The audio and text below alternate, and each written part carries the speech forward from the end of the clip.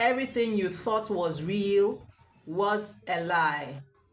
Gaslighting is a narcissist's ultimate mind game, twisting your reality, making you question your own sanity. But why do they do it? Power? Control? Pure manipulation? Stay tuned because we are about to expose the brutal truth behind the narcissist's most dangerous weapon.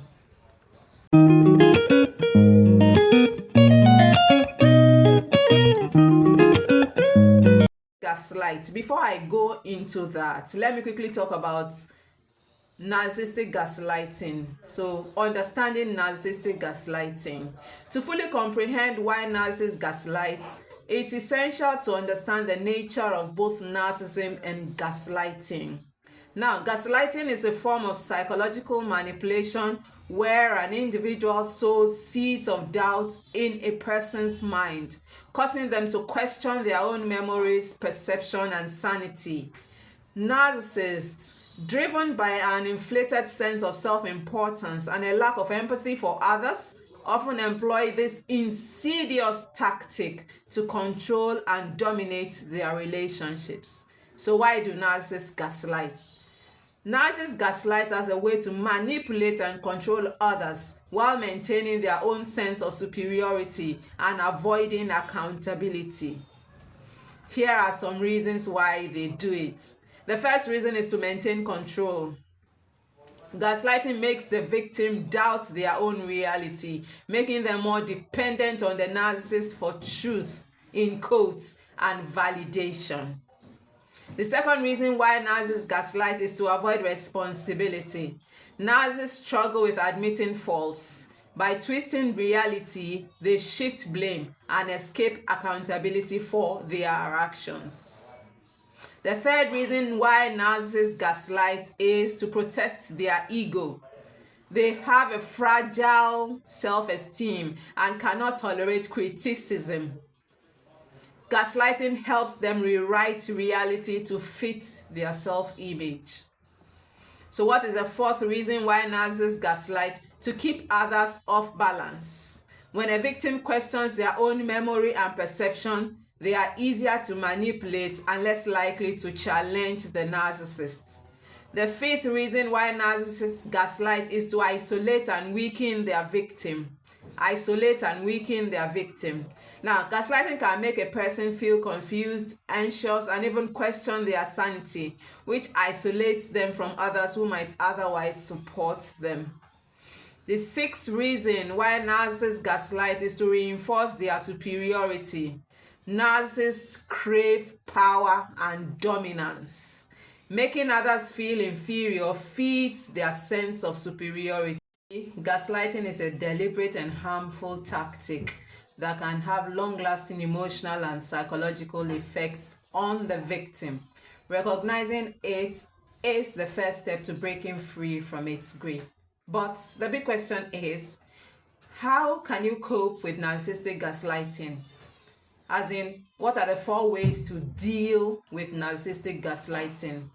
Now, victims of narcissistic gaslighting often grapple with feelings of confusion, anxiety, and a diminished self-esteem. And it's crucial to remember that there are effective strategies to mitigate the effects of this form of manipulation. And so the first thing to talk about is establishing and maintaining personal boundaries. In dealing with narcissistic gaslighting, you need to establish and maintain personal boundaries. Boundaries are essential when dealing with a narcissist. They help to maintain your emotional health and can limit the effectiveness of gaslighting attempts. Be clear about your personal limits and consistently enforce these boundaries to protect yourself.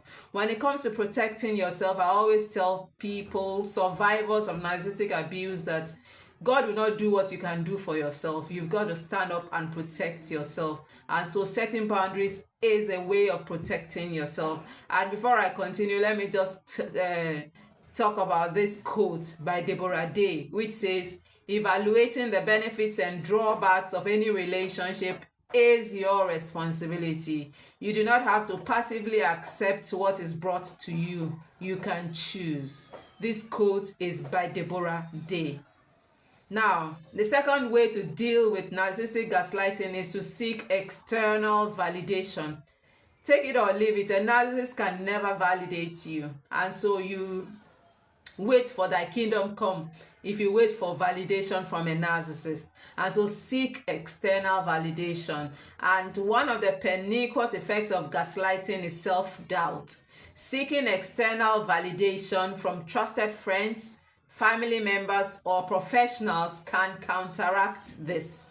It helps to corroborate your experiences and reaffirms your perceptions of reality. Now, the third way to deal with gaslighting is prioritizing self-care. Dealing with narcissistic gaslighting can be emotionally exhausting. So, you need to prioritize self-care. Engage in activities that boost your self-esteem and mental well-being. Exercise regularly. Practice mindfulness or meditation, maintain a balanced diet, and ensure adequate sleep. I always say, do things that light you up. Do things that make you happy. Do things that bring you joy. And so prioritize self-care.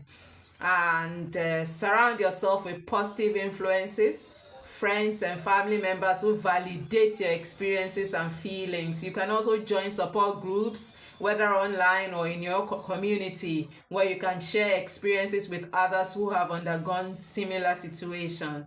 Remember, taking care of your emotional health helps you to build resilience against narcissistic manipulation. Now, setting boundaries to protect your mental health is a powerful self-care strategy, and so don't even joke with it at all. Clear boundaries help to protect your mental and emotional space from the narcissist's manipulation. This might mean limiting your interaction with the narcissist or refusing to engage in discussions that often lead to gaslighting. Remember, you have the right to protect yourself from emotional harm, and setting boundaries is a key step in asserting this right. The last part of this journey towards healing involves validation from outside sources, and I mentioned it earlier. Unfortunately, one of the consequences of gaslighting is self-doubt, leading to victims questioning their perception of reality. And so external validation from therapists, support groups, and loved ones can be instrumental in countering this self-doubt.